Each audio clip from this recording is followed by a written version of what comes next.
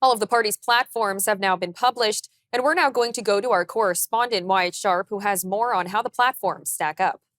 The Center for Costed Campaigns has officially come out and revealed what they are thinking with respect to all of the party platforms now that we have seen the Liberals, the Conservatives, and the NDP's commitment should they be elected. First, to kind of just underscore what each of the parties are looking to do, Liberal leader Mark Carney is looking to kind of make the issue of economic policy, especially in the midst of Donald Trump's tariff threats, front and center. And so you see in his platform a lot of measures to kind of combat that, not dollar for dollar tariffs, as Mark Carney has been saying that's not something he feels as if we should move forward with, but tariffs certainly a big part of his platform. The Conservative leader, Pierre Poilievre, looking to talk a lot about housing in his platform, specifically the Conservatives' commitment to build more homes, and the NDP also touching on that, but the NDP making a distinction that they don't want to do this on farmland or greenland across kind of, the country. They want to look to do this in the way of higher density housing in urban centers to kind of prevent urban sprawl, if you will.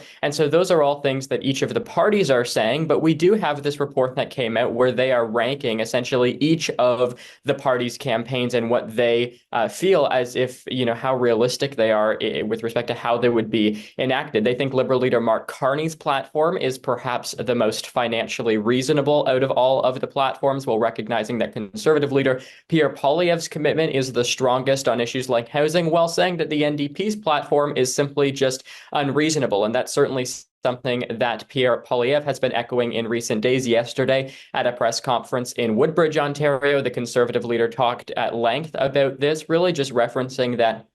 he feels the NDP are making too many financial commitments at a time when Canada is already in a great deficit without actually addressing, how we can combat this deficit that is kind of left behind in a post-COVID-19 era. And that's something that all the parties are, having to answer questions for. Do we cut programs and lower taxes, or do we raise taxes and, perhaps have some of these programs that Canadians have come to rely on stay in place? As always, the issue of financial responsibility is an issue in every election, but this issue has been particularly front and center because we're looking to kind of see how Mark Carney might be more fiscally responsible than the previous Liberal government, who, of course, under Justin Trudeau was known for spending lots of money and in some cases making promises that were not followed through with.